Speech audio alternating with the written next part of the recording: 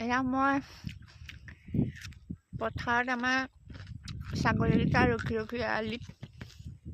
আলিতে বাৰীতে থকা তিয়ঁহ ছিঙি নিমখ লগাই খাই বহি আছোঁ গাইছ। ঠাণ্ডা বতাহ পথাৰত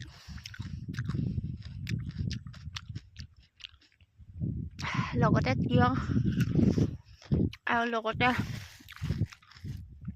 এয়া পকা বগৰী।